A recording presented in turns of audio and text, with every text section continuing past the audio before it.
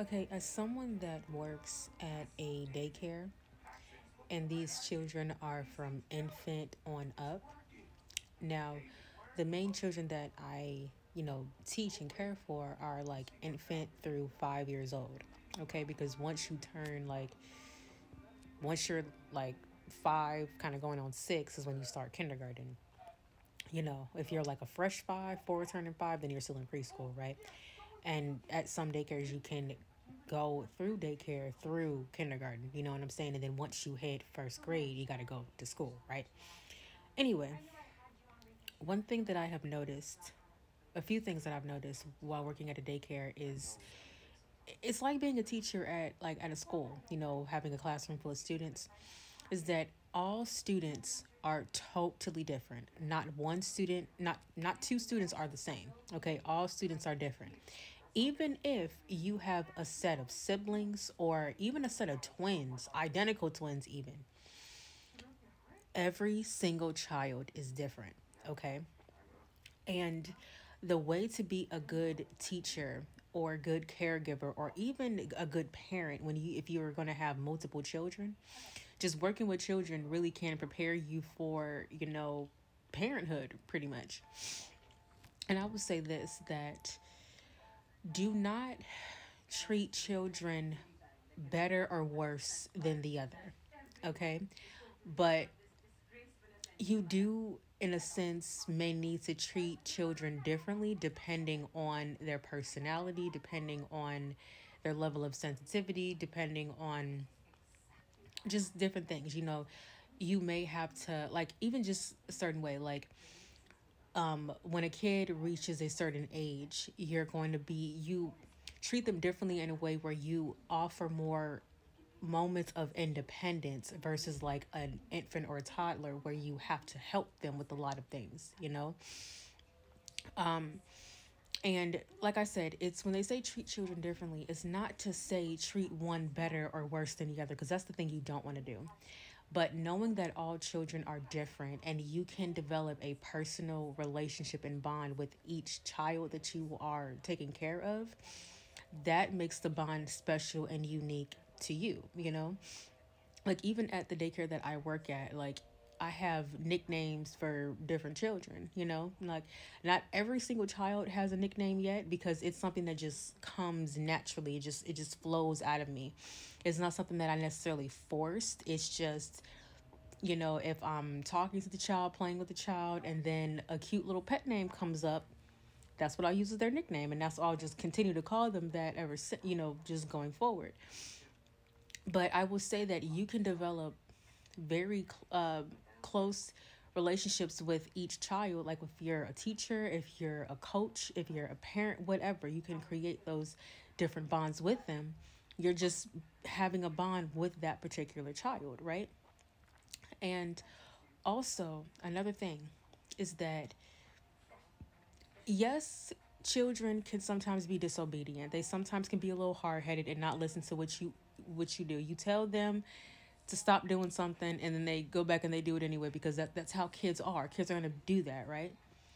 But I will say that you don't have to resort to yelling and screaming and fussing every single time the child does something bad, especially not the first time. You would be surprised how much you can go a long way just by talking to the child in a very calm manner.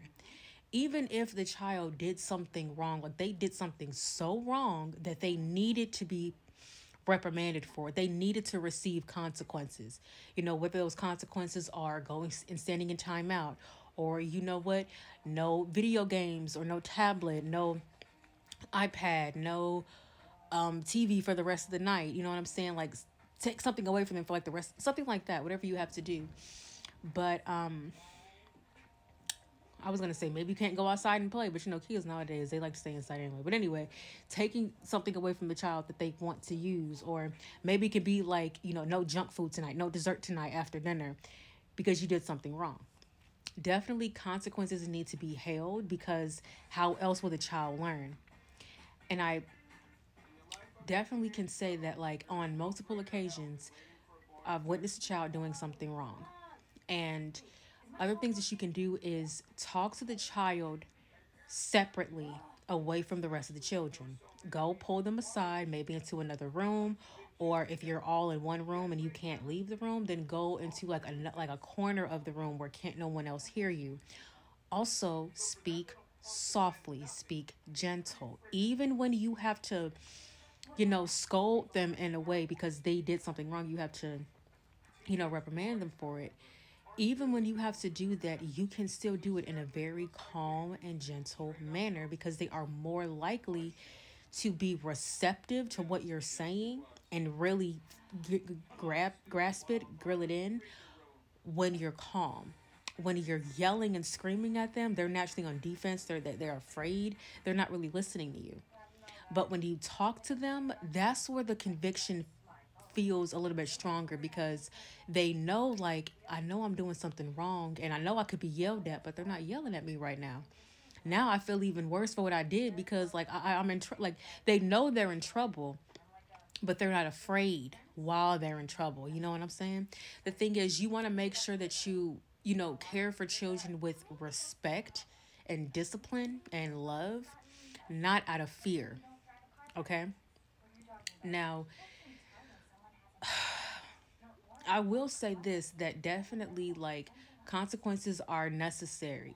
Having to discipline, you know, verbally is necessary. That's what I mean by discipline. Discipline verbally, where, like, to discipline is to basically, no, do not do that. That is wrong. You do not do that. Do not, like, telling them no, that is considered, that's what I mean by discipline, right?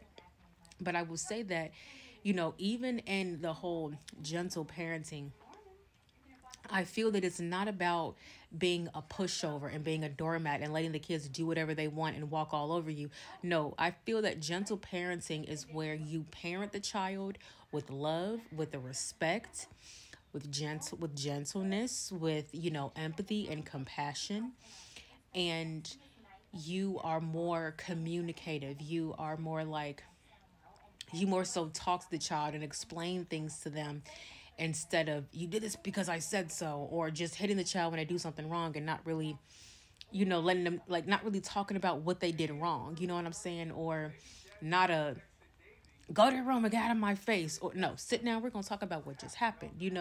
I feel like gentle parenting is where you still are a parent, where you're going to have to discipline, you're going to have to scold your children, you're going to have to reprimand them because they need to know right from wrong in order to, be a good functioning person out here in this world, right? They want to make sure that they have manners and good home training when they go out into the world. However,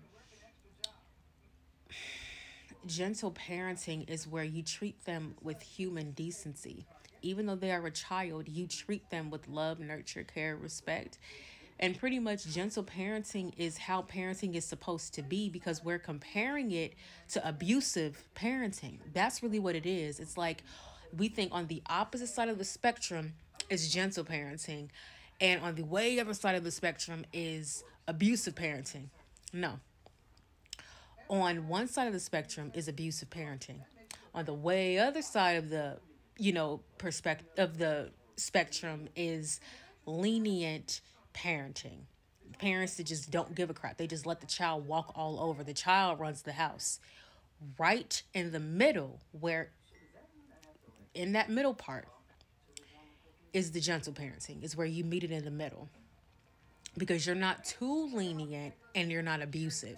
We need to recognize that gentle parenting is really the foundation of how parenting should be. And we call it gentle because abusive parenting has been running rampant for generations and has been here for so long that abusive parenting has been seen as regular parenting. It's been normalized so much. And now that people are waking up to realize, like, no, this is abuse, we can't continue to do that, then they think the other side of the spectrum is gentle parenting. When no, gentle parenting is right smack dab in the middle. You do not have to abuse children. It's very, like, abusing a child is a choice.